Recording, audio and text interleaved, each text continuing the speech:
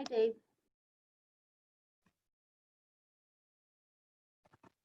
Hi, Debbie. You have no, there we go. Okay, there. Yep.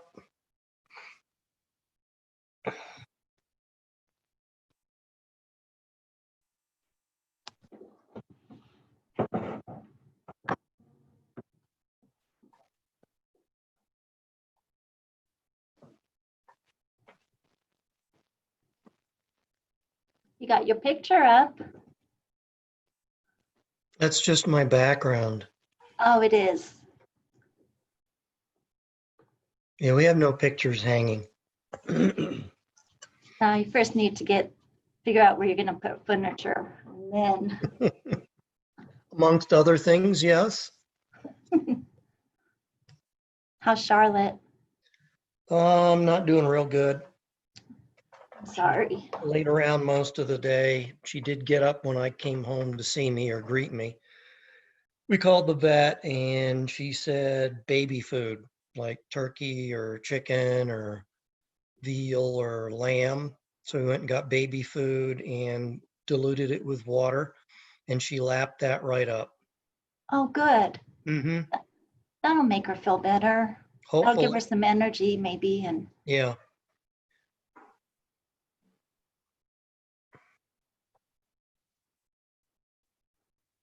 So that's kind of where we're at. Kim's going to take her to the vets tomorrow. okay. Well, keep me informed. Okay. Yeah, I'll keep you posted.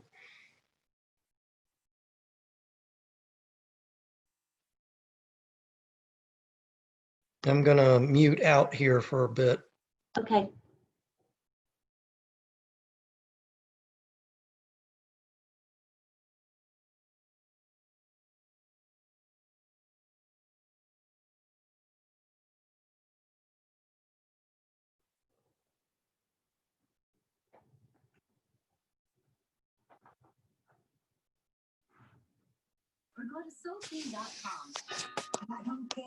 Hi, Karen.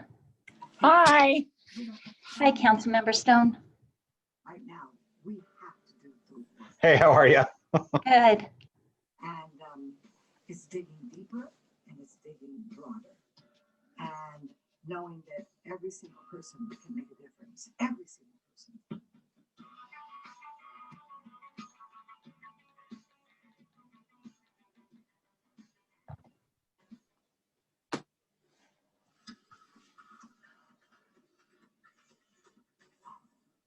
What's going on, everybody? First, the best player on the Broncos defense, and now their best offensive player, arguably. Courtney Sutton sustaining a shoulder injury at today's practice, so we go right to it. And our Broncos insider, Mike Kliss. Mike, what more can you tell us about Sutton's injury thing today? Yeah, the football guys have to pick on a different team. Courtney, we saw him as a simple quarterback going to the receiver. He goes up to make a one-handed catch like this, and then he lands awkwardly on his right hand right there. And he came down and he sprained his AC joint, Jacob. And it's a tough one. He's very sore. He's going to be listed as day-to-day, highly questionable for the Tennessee game. I personally think you might have to lean toward the doubtful side of questionable that he plays in the opener. So after what happened with Vaughn Miller earlier in the week, like you said, their best defensive player, now Courtney Sutton. The only thing Hi, Mark. Hey, how are you? Good. How are you doing? I'm doing well. How's everybody else doing? Everyone's tuning in. Doing good. How are you? Not bad. Hey, John. Hey, Monica gave me a ring earlier. We chatted briefly on the phone, and when we get to our dog subcommittee, or is it a task force now? I missed the last meeting. So there's some things are evolving. Yeah. But she is a new member on this committee and is on the code enforcement committee as well, and is going to be functioning sort of as a liaison then in that capacity between the two committees, and is interested in therefore being involved in the task force or subcommittee or whatever it is we are moving forward with. So I don't know where we are in terms of membership of those things, but it seems reasonable to me that that would be a very useful voice to have someone that's involved in both the Parks and Rec committee and the Code committee. And I'll let Christina respond to that. Oh, Oops. I caught the end of it. So is this a new commission member or? Yes, it's a new commission member named Monica Johnson, I Okay. think, and Okay. she's on both of these committees. And she sent me an email. And we chatted for about 5 minutes about a half hour ago because she was interested in being involved in the task force or dog subcommittee. Oh, and yeah. will be functioning as a liaison between our two committees, the Code and Parks. That's So- a great idea. Yeah, I'm happy to add her on. I'll go Okay. over that tonight too, and we can mention that. So if she's All right. good with that and wants to do it, yeah, I'd be happy to put her on She there. seemed interested. She suggested it, and I didn't really know what was going on in terms of membership of the task force and who's responsible for maintaining membership. But Okay. Yeah, I'll go over that tonight when we talk about the off leash, and we can add her, no problem. Great. This way I won't forget when we get to that. Okay. Perfect. I spent a lot of time on Zoom and Teams today. It's been really exciting. So you're done? I mean, I've been on camera more today than I have been, most days. Let's put it that way. Most days. Yeah. I don't know how you do it. It drives me crazy. It's it's becoming a pretty standard reality, I guess. Yeah. So.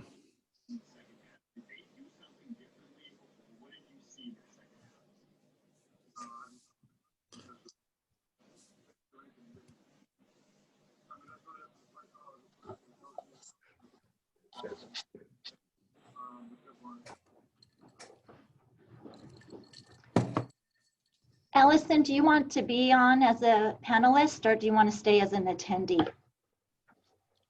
An attendee is fine. Okay, I'll move Are you you back. sure? You could be a panelist. Well, You I can gotta get off at 6, so do something important for half an hour. No pressure. Thanks, Debbie. Yeah.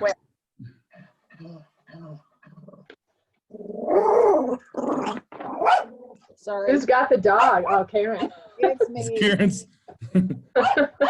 Nobody is allowed to walk past my house. Uh-huh. It's an offense. Hi, Brad. Hello. Nice background, Brad. That's good. Thanks. Yeah.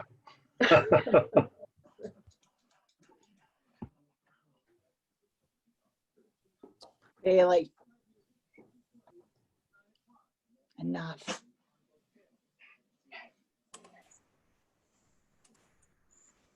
He left. And he's back.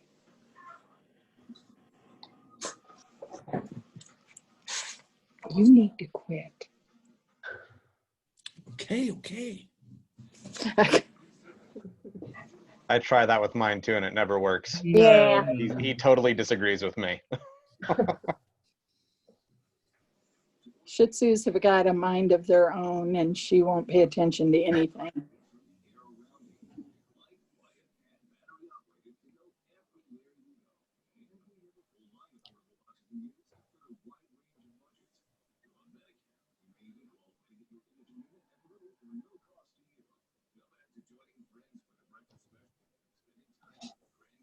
Okay, so we do have a quorum. Okay. Still have Jim Woodward. All right. And Looks like we got Monica. a couple minutes till the half hour, so we'll Yeah. exercise a little patience for a couple minutes, I think.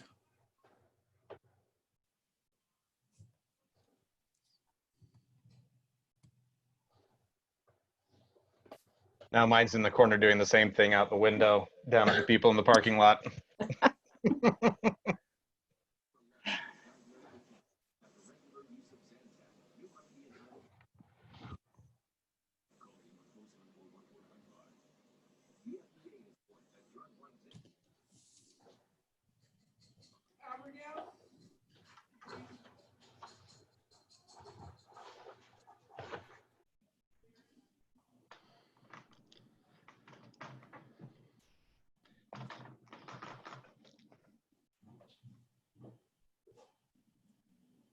So does Jim have the green screen again?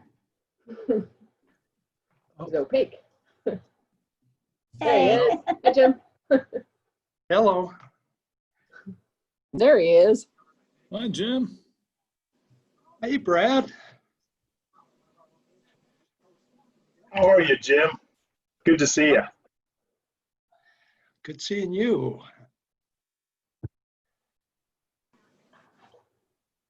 Well, I have 5:30 now. We have a quorum, so I guess we'll get started. Let me pull up the agenda here. Naturally, we'll start with roll call. So we can do that. Okay. Okay, Chair Mark Husbands, Present. Vice Chair Christine Adams, Present. Monica Johnson has not joined in yet. Karen Miller, Here. Kate Truesdell, Here. Jim Woodward, Here. Stephen Young, Here.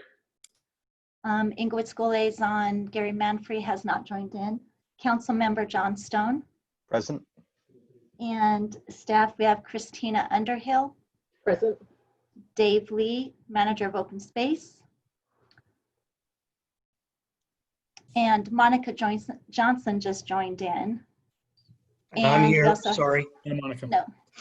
And Brad Anderson. All right, thank you. Okay, that brings us to approval of last month's minutes. I was not in attendance that month. Do we have any comments or corrections to the minutes from last month?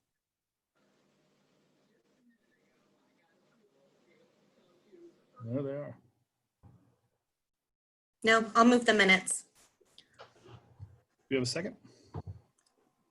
I'll second. All those in favor of approving the minutes as presented, please say Aye. aye. Aye. All opposed? Minutes are approved. Thank you. All right, thank you. All right. Second here, back to the agenda. I think that brings us to public comment. Do we have anyone joining us this month?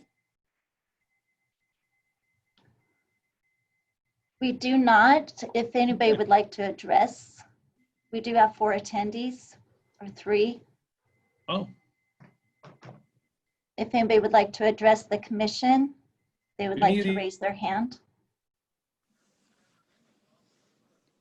the attendees have questions or unscheduled public comment?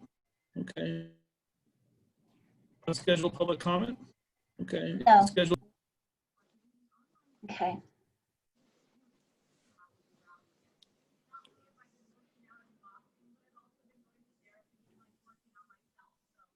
Okay, so no, I'm sorry, did nobody? Okay, sorry. Nobody. I Oh, think we were sorry. talking over each other and I was having trouble telling if okay. if we had anyone who wanted to had something to add. If not, then I think that brings us to new business with Pirates Cove season update. And Brad. All right. Well, it's an honor being here in front of you guys. And usually we go a little bit later and stuff with the report and stuff, but I was able to go ahead and put together some figures and stuff for you.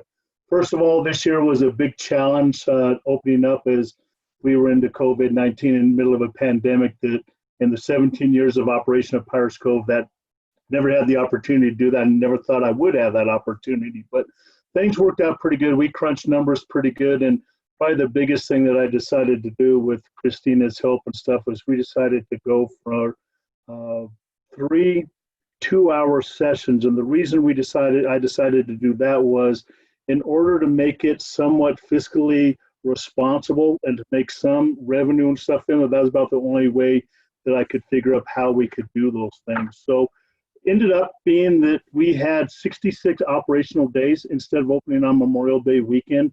That was detained because of Tri-County Health Department. It was detained until June 19th when we were able to open up with that one. So that gave us 66 days. The nice thing out of that one, 5 of those days, we were able to extend the season a week because normally we go to a weekend only after the second week of August because all the kids go back to school, all the help does. So we cannot operate the park safely with that one. So with COVID, the school districts were still trying to work out how they were going to deal with COVID. So they delayed school opening. So that gave us an opportunity to open up for another Monday through Friday and stuff. So that helped us out a great deal also. So Operation Day, 66 days. We were actually able to run all 66 days. There was 2 days there that there was a session that was canceled due to rain. That was early on, and because it was one of the hottest summers that we've ever had on record and stuff. So I wish we would have opened up normally, because we would have had a record banner year with that one. But we took what we could get with 66 days. Really, the numbers that came in, I'll kind of compare what we had last year too. And if you remember that last year was not a very good year for us at all, because the weather didn't cooperate with us, especially the month of June. It was cool and rainy the whole time. But for 2020, so this year, we had right around 41,000 guests that entered the facility. Last year in 2019, there were 78,683 guests. So really, we were about half of what we were last year. The other thing is gate revenues. Gate revenues came in at $524,000. Last year, it came in at $876,000. So really, we weren't that far off. But the problem that we had with COVID is we're hit a little bit in some of the other revenue areas. Concession revenue this year was about $54,000.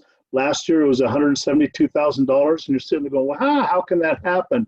Well, we had 2-hour time sessions. So what happens, we didn't have people in the park the entire time. So that we weren't purchasing as much. But the good thing to report is we did cover the cost of all the operation of the staff and actually the food costs in the concession stand. So that was good. With rentals and with class revenue, we were at $20,907, and most of that came from the rental, after park rentals.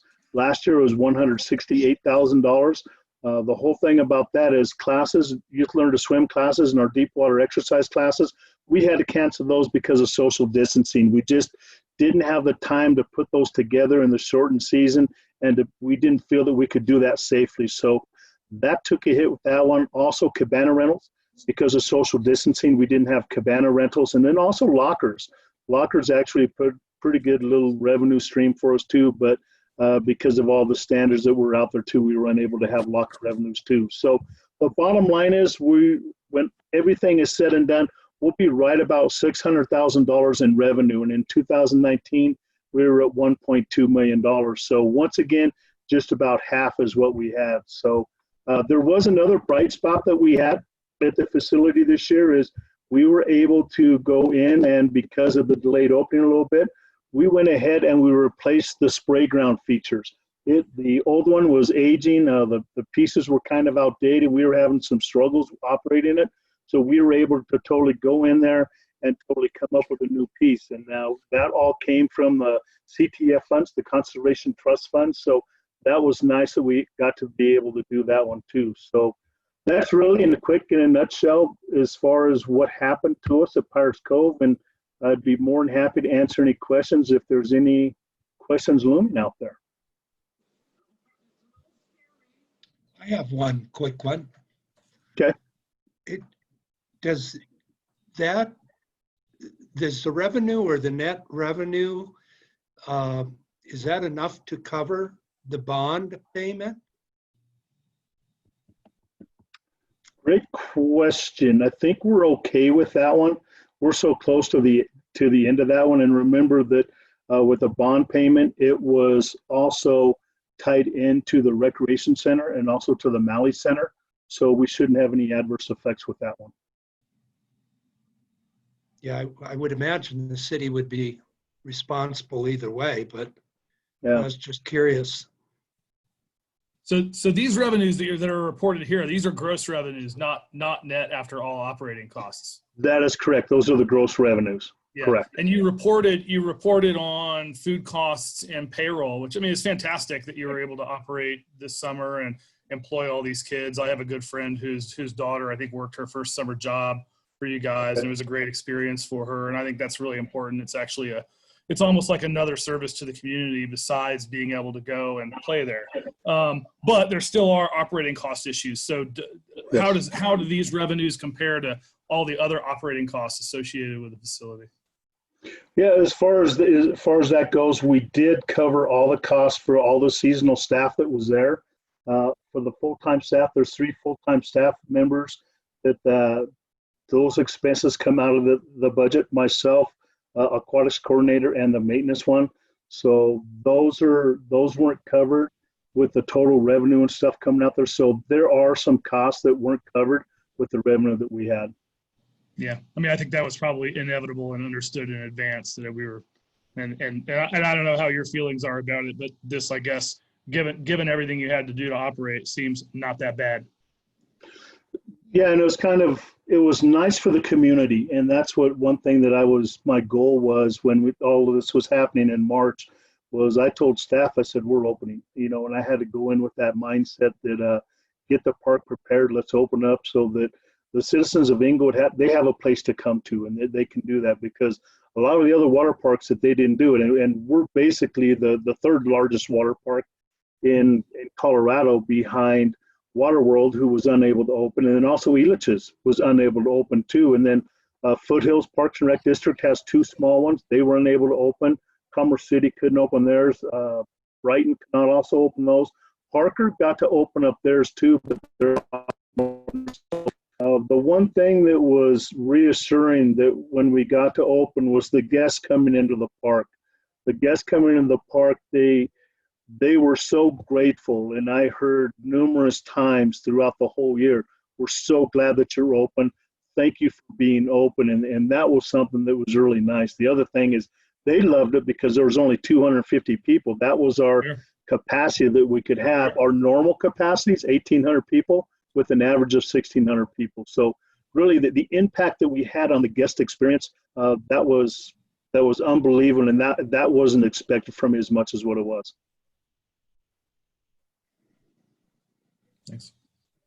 I don't have so much a question, but a comment. I just wanted to thank you for all your hard work in getting this up and running this summer. I know how difficult that can be, and this was such an asset, and I can't imagine what went into the safety precautions that you had to take all day, every day, all summer. But this is such an asset to our community, and with so many other, like you said, so many other amenities down around the metro area. I was really proud that we were able to pull this off in Inglewood. And so my hat's off to you for doing this. So thank you.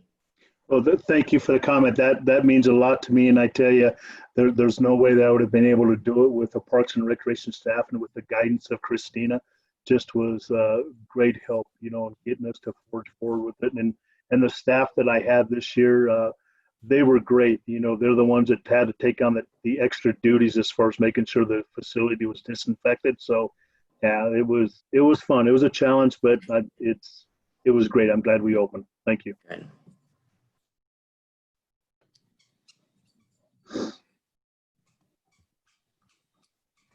Okay, any other questions for Brad about Pirates Cove?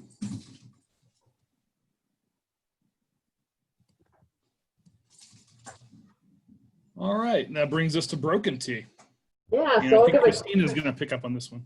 I will, yeah. I didn't want to make, Shannon's been working triple overtime over at the golf course. They've been very busy. So it's kind of a fun report to give you, given COVID circumstances and all the restrictions that we've had, and the fact that Broken Tee was closed for a number of days while COVID was kicking off and everybody was trying to figure out what to do. So we had a revenue loss just starting the season off, which was tough.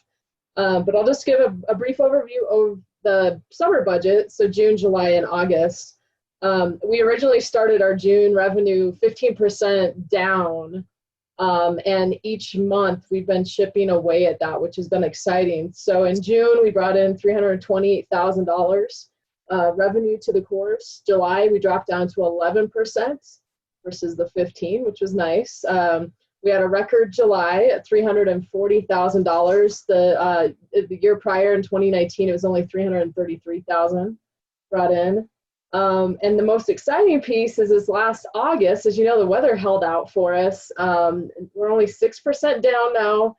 and we broke records. So the highest we've ever brought in, highest revenue was $306,000.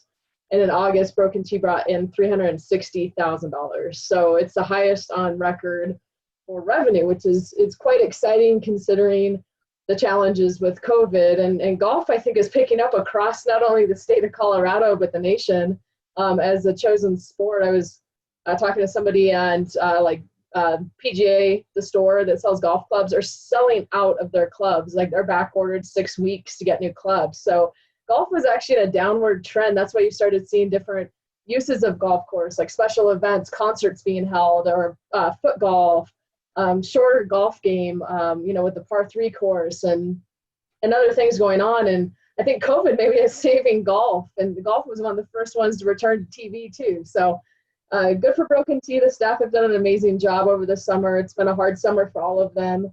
We're losing a lot of seasonal staff over there and getting ready for the fall season. So this no snap that we just had at the beginning of this week was very odd. It was the first time since we reopened that we had to close the course due to snow or heavy rains. So we've had a good summer over there. It's been good. So with that, I'd be happy to answer any questions about Broken Tea. And Dave is also on the call, and he oversees the golf course as well. So if there's any questions I can, I'll pitch it to Dave.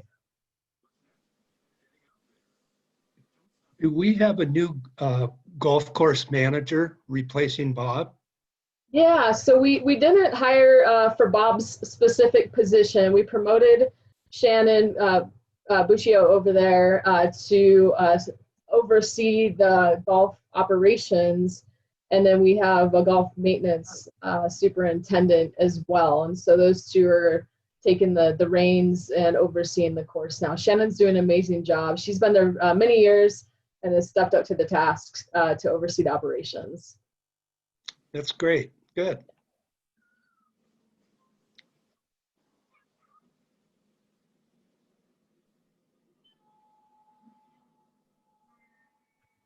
You're muted, Mark. There we go. Sorry, my dog was fussing behind me, so I'm muted, but forgot to unmute. Yeah, so any other questions about Broken Tea?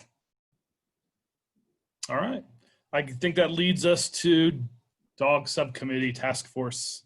Yeah, so I want to give just a brief overview on next steps. We have hired a mediator. The city has procured a mediator, not only for just this particular topic, but something that residents can use at no cost to them for potential neighbor situations they may have. So we'll be the first ones to try out this mediator. I've spoken with him on the phone. Excellent guy. He made a comment about if you can't, especially when it's neighbor to neighbor trying to mediate some issue they may have, you can't fix it in an hour, you can't fix it. That was his comment. So I'm like, all right. So we're going to take more than 1 hour with this topic because there's a lot to cover. But on the committee we have so far, and I'm going to add one more, Englewood Unleashed is involved. We have 2 residents that have been somewhat opposed to off-leash but are willing to negotiate and talk through the issues that they know of. Pirate Youth Sports is committed to be on this subcommittee. We have the Parks and Recreation Commission members from the off-leash task force. And then we're going to be adding Monica Johnson, who is also on this commission, but also on the Code Enforcement Commission. And then staff will also be present, answer questions, and provide info when needed. These are going to be held on Zoom, so it's going to be online. And hopefully the attendance will be better versus in person. Still with COVID going on, I think it's the safest way to do this. We'll be meeting Tuesday evenings. Right now we have 3 dates planned, September 22nd, October 6th, and October 20th. I think we can do it in 3. We've left some extra time. It may last a little longer than an hour if we're doing really well each night. If we have to extend it 1 extra meeting or 2 extra meetings, we can do that. Steve's ready to do that as well. But really the goal is to find a solution to the off-leash issues that we've been having and the conflicts that have been in place for very many years now, and bring it back to council mid-November to December timeframe. So with their recommendations, and we'll see how the task force goes and what comes about. It may be an a la carte menu we pass on to council to choose from of what they feel comfortable with, or if we come as a group to a conclusion of how we want to proceed with off-leash the program, we may have a solid recommendation to give them, and it'll be their decision to move forward with that or pick and choose what they want. So really the goal is to have implementation when the ranger comes on, or soon after the implementation, get the ranger on board in hopefully January, and move forward with the program to make our parks nice and safe and everybody hopefully gets along. Any questions? Christina, is Debbie coordinating this as a usual normal meeting? Debbie will be involved and help out. You'll probably get the link from Debbie. Steve will be sending an email before the 22nd to introduce himself and kind of outline the rules and how the meetings are going to go, so everybody knows what to expect.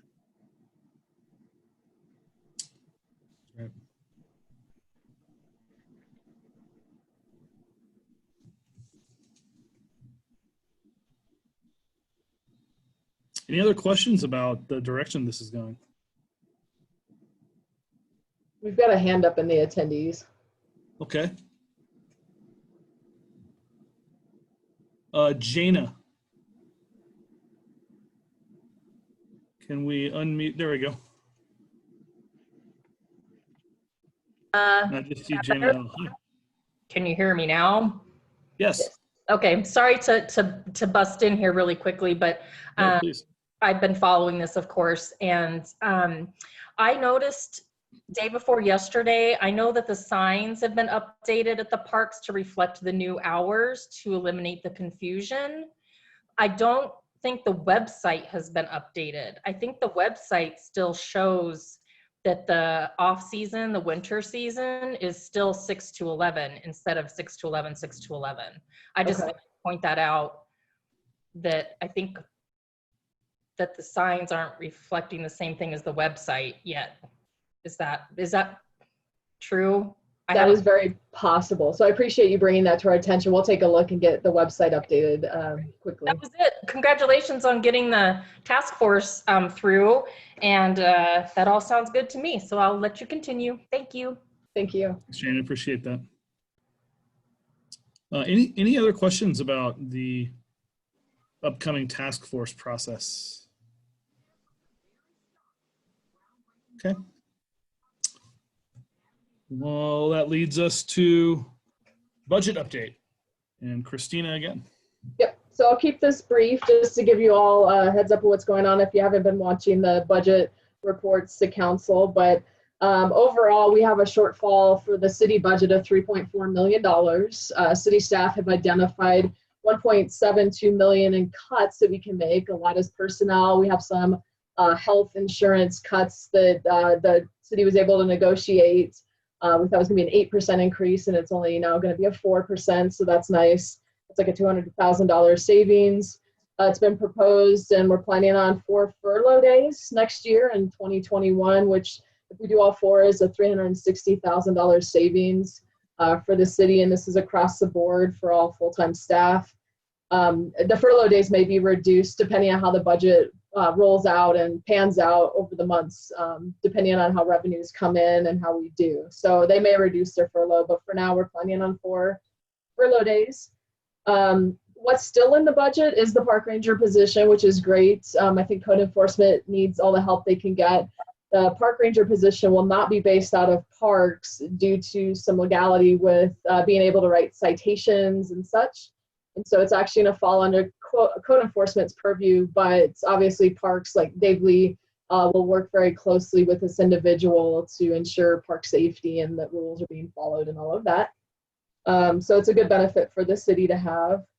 As far as cuts, what has been cut out of the budget that we had proposed, the Planet Geo software for our parks division to help with efficiencies. It did a lot of different things like tracking our playground inspections. We do all of that anyways, but it kind of put it into one software program and made it really more efficient to use. That was a $30,000 program. That has been cut, postponed to potentially 2022.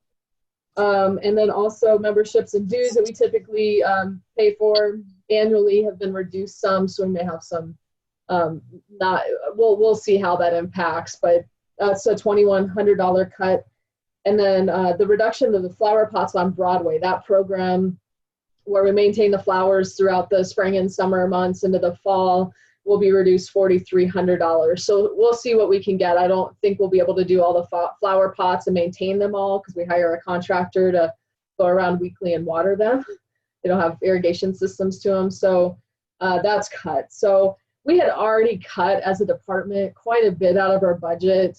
We knew we were short on revenue this year with COVID, and it's very unpredictable what's going to happen for next year. And staff did an amazing job dissecting their budgets and making cuts here and there to reduce the budget. So the final cut that was provided to council, we didn't look like we had that much cut, but previous presentations, we'd actually cut quite a bit. When it comes to capital programs, this is actually where we might do okay. We have Little Dry Creek. There's a $1.1 million match that's being offered by Mile High Flood District. We've taken advantage of $360,000 of that already. But we'll be proposing to council using another $740,000 to complete the 1.1 match and actually complete phase 1 of the Little Dry Creek Plaza area that really focuses on the flood mitigation and addresses some of the issues that come with that. It does not add any elements to that plaza that are kind of the fun, attractive elements. That would be phase 2, and that's down the road a little ways. But it's exciting to see that phase 1 could be completed fully, and then it'd be ready for phase 2 to actually add the fun elements that would attract individuals to come down to that area and bring it back to life again. What's also on the table is our parking lot asphalt. That's $60,000 annually. That may or may not go through with council. And then also there's some park renovations that they may decide to use the unassigned fund balance from, and that's going to be presented to council on September 21st. So we know we have a lot of need in our parks, including updating irrigation systems that are 20, 30, 40 years old, and they really need to be updated to improve efficiency of water usage in our parks. And so ultimately, if council goes forward with it, we have the Broadway and Hamden median area that's in desperate need of being updated on the irrigation, Baker Park, and blanking on the last one. Dave, are you on here? What's the last park we're going to update the irrigation on? Well, which ones did you name again? I heard Baker and the medians, and what was the third one we proposed? Yeah, thanks. I'm drawing a blank too. They all need updates, but anyways, it's like $360,000 that could update the irrigation systems. And when we look at going out for bonds, irrigation systems are not that attractive for voters to pass. It's a need. It will be in the bond, but ultimately, playgrounds and skate parks and picnic shelters and so forth are the attractive pieces that you see.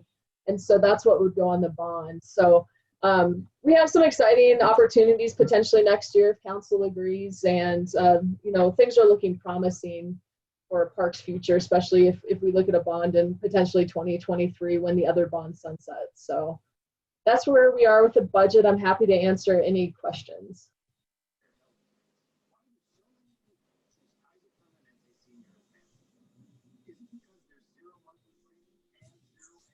Should I just jump in, Mark? Sure, go right ahead. Okay, cool. First of all, I was very impressed with the fact that you had cut everything possible out of that budget before presenting it the second time. I'm a little disappointed at how much you had to cut, but the fact that there was literally like nothing left the last time that you came to us was like, it definitely made a statement. So I appreciate your hard work on that. Second, I think that there's a really strong headwind or tailwind, I should say, for those municipal projects on council. I think we're all really supportive of that. Third is what would it take to figure out what it would cost to irrigate those flower pots? It just seems like, as a long-term thing, it may not be a bad idea to figure out what it would look like to run some piping to those, as opposed to paying a contractor to drive around with a water pot. Yeah, I like how you're thinking with that. I think our challenge is the location of the pots themselves. Gotcha. You probably have to bore underneath, and that's quite expensive to get the irrigation to them. And it's such a temporary time frame, for the summer months. Sure. But I mean, we can always look into it and see if it's even feasible. I just have a fear that it's probably something we'll have to bore or destroy sidewalks to do, and probably price wise, it wouldn't be worth doing. Christina, Sure. if I can jump in here a Go little ahead. bit. Yep.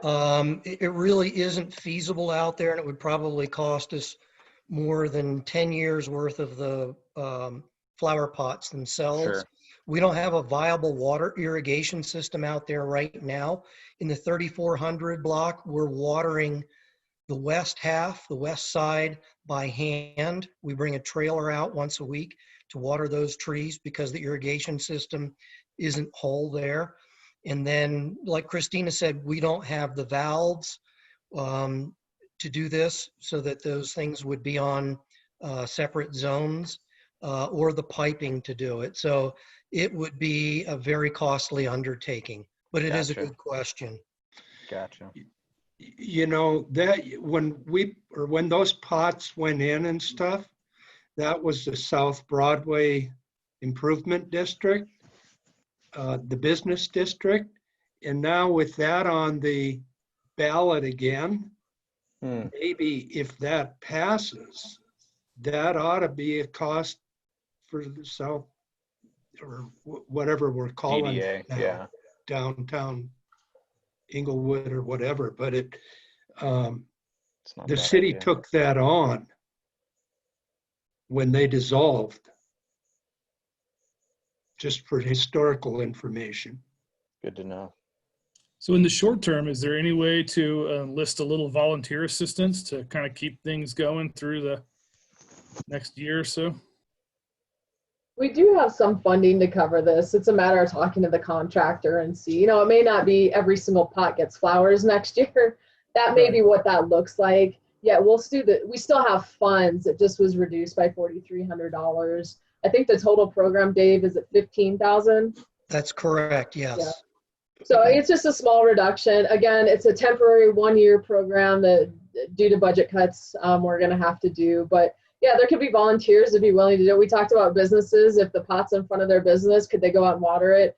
It's probably a lot to ask because it's a commitment. As if you have a garden, you know it's a commitment to go out and hand water it. So we wouldn't want to put it on. That's a good idea.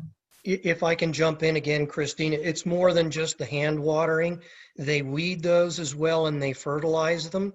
So it takes a little bit of expertise, and to ask business owners or a volunteer to try to do that, I think might be a little bit of a stretch unless you have somebody that has the particular knowledge or skills. This may be a question that I might have to follow up with our city attorney on, but would it be possible to get like a sponsor from local businesses to cover the $4,300? I mean, $4,300 is not a ton of money. That's a good idea. I'm wondering if, you know, a few of the Broadway businesses might be willing to pitch in $1,000 each, you know, $1,100 each, and get us flowers for the rest of the year. You know, we're 2/3 of the way there. And we did kind of give out a few $1,000 to our businesses too. So maybe 1 or 2 of them might be willing to reciprocate so we can have those flower pots. Yeah, that's an option too. We could definitely approach them and ask. They can always say yes, or they can always say no. Yeah. And if they want to put a little banner with the name of their bar around the bottom of the flower pot, I don't really care, you know? Yeah. So something that I've always thought about when I walk in the parks is, are we doing more annuals or perennial flowers? Because also if we were to switch the type of flowers, then maybe they could be like more long-term, and then they wouldn't be as costly throughout the years. Dave, go ahead, take that one. Thank you. We do a combination of both right now. What I found, and I know this is somewhat personal preference, is when you start looking at perennials, their flowering longevity may be 2-3 weeks maximum for most of them. And the rest of the time you've got green plants. I look for the showiness and the pop of color, and you only get that with annual flowers. So that's something that we've wrestled with through the years. And in particular, places like the Broadway Hamden interchange, where people are whizzing by at 45 miles an hour, basically you only have 3 seconds to look at them. And when you're going that fast and you look at a green mass in a planter as opposed to maybe some showy red or yellows or something along those lines, we get more comments with the annual flowers. That makes sense. Or even like for this season, if we did like low water flowers, I don't know if that would require different dirt or anything either. Like, you know, just throwing ideas around.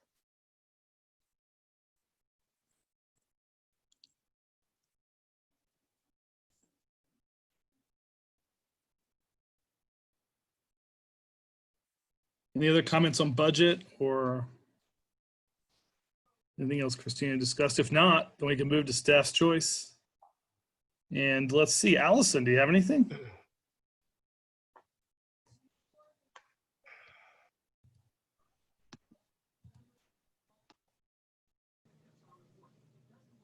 Looks not. Muted, right? Hello. There she is. Yeah, I There know. we go. Sorry. It's a little chaotic right here right now. I don't have anything. Thank you. Okay, thanks, Allison. And Dave, anything else? Yes, I've got a little bit of an update on Romans Park, since that's our in our grant cycle right now. The retaining wall has been finished. The tennis courts themselves, all the concrete's poured, the post-tension cabling has been tightened up, and we're looking, and the fencing material is out there.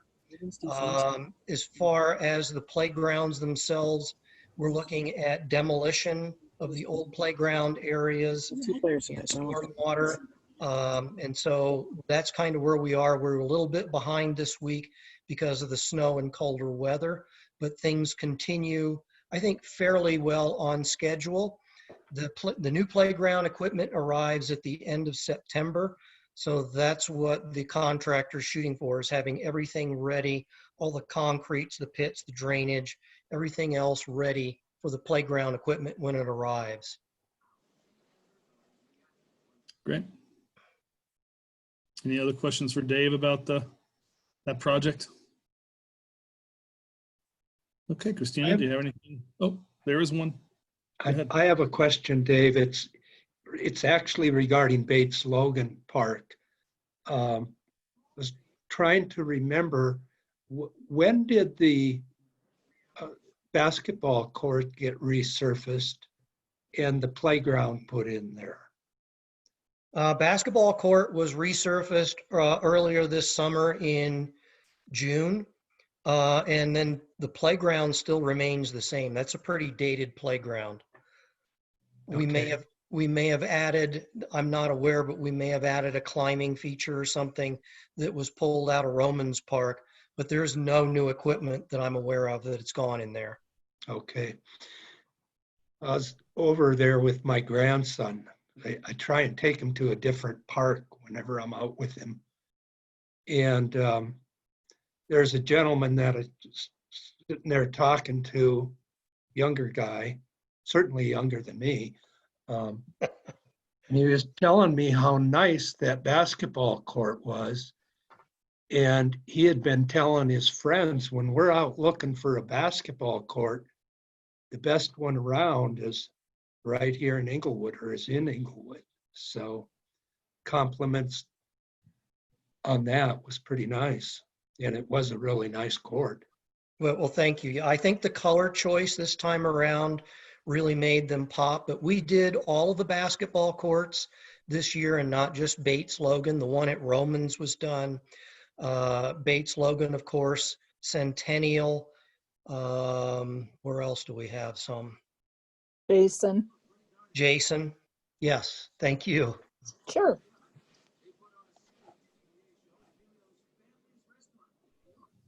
John, I see you have your hand up. Yeah, so I just wanted to say that it definitely looks like it's progressing very well. I live about 1,000 yards from the park and walk through there pretty regularly. It looks like it's coming along really nicely. I did want to let you know that there's a printed sign over there on some of the kind of fencing, the temporary fencing on the area. I had a picture of it. I was trying to find it, and I can't find it now, but it has there's something wrong on the sign, and I don't remember what it is. it's like a date that's wrong or something like that. It makes it look like the park is opening, like, or has already reopened for those areas that are very clearly under construction, something along those lines. So just wanted to give you a heads up about that. But when do we estimate that will be completed, since there is a small delay because of the weather? Estimated time for completion is probably early November. Cool. And John, do you remember that sign? Was it on the orange construction fence? Or some Yes. chain on the orange construction Yeah, it fence? was like right on the sidewalk on the street there. Okay. And I took a picture, and it's like 100 pictures deep in my photo That's gallery. quite all right. So- I can go out and find it. The Yeah. contractor put those signs up. Gotcha. So I'll go check all of them and make sure that the information is factual. Awesome. I appreciate it. And thank you And so thank much. you for pointing that out. Yeah, no problem. Okay, any other questions for Dave? I don't see any digital hands up. We can go to Christina. Christina, do you have anything else for us? All I want to say publicly is Brad did an awesome job this summer with Pirates Cove. As you can tell, I think we originally presented to council a $51,000 loss for the season overall, and that did not happen. So him and his staff did an amazing job of keeping it safe and open and doing very well. So thanks to Brad and his crew. That's all I've got. Thank you. All right, that leaves us to staff's choice. And I'll go down the list here. Karen, what you got for us? Nothing, I'm just, sorry, commissioner's choice. Karen, sorry to interrupt you. that's all right. Just social distancing and working. Okay. All right, and Christine. Just two things. One for the flower pots, maybe Christina, keep a pulse on Public Works to see if they're going to be doing any sidewalk or street or crosswalk replacements so that we could tie into a tap there perhaps. I mean, I don't know where the taps are, but I certainly know that Denver Water gives Denver a big discount on tap rather than a private sector. So maybe there's an opportunity to tie in somewhere if there's going to be a massive construction project. And then my only other question was whether the MOU was signed between the school, Englewood Public Schools, and DPR yet. That's a good question, Dave. Do you have an update? We know they have it. There was a couple changes we had to make on it, typo things, nothing big. Dave, do you know if they signed it or is that happening this month? It is happening in October. I'm trying to get the date up here. Oh, it's okay on the date. They have not emptied the trash cans on the south side of Mansfield for months, and they're disgusting. So I didn't know who to address that to. So now I know it's not us. Where on the south side of Mansfield? Yeah, there are two trash cans, like one on Pearl and one on Pennsylvania, I think. Long Mansfield there. Yeah, they're gross.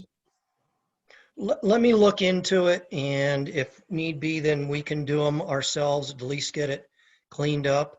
I believe the school board meets on Tuesday, October, wait a minute, that's November, sorry. It would be the 6th, Tuesday the 6th is when they're due to review it and hopefully sign it. That's great, thank you. I think, Dave, that those are, or the one on Mansfield and Pearl on the south side of the street, I believe is the city's. Well, that's why I want to check into it. I have a hunch it might be too, but I'll have the guys go check it tomorrow. Thank you.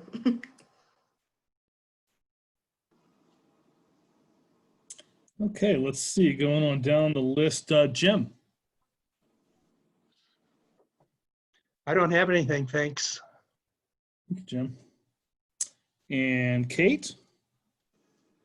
Another idea for like if we're going to do sponsorship instead of the small businesses because they might be struggling a little bit with everything is the hospitals. But that's the only thing I have. Good idea. Thanks, Kate. And Monica.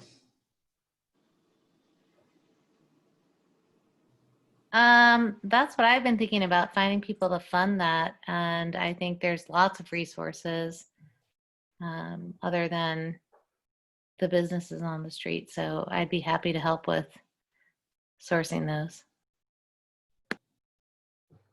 Thanks, Monica. And Stephen. I'm good for now. Thanks. And I do have one thing, and this is something that is not really news anymore, but my wife's been urging me to mention this, and that is that the open playground at Maddox is open. And I know they're really excited about it at the school district. And I drive by there. I live close to there and drive by there, and it does look really nice. So just wanted to mention that. If anyone's in that quadrant of Inglewood, cruise by and check out that little facility, because it's a nice thing for the neighborhood there. It's right down the street from me. Mm-hmm. Do we have anything else before we adjourn then? Well, in that case, let us adjourn. And thanks everyone for tuning in this evening. Have a good night, guys. Have a good night. Have a good night. Thanks. Thank you all.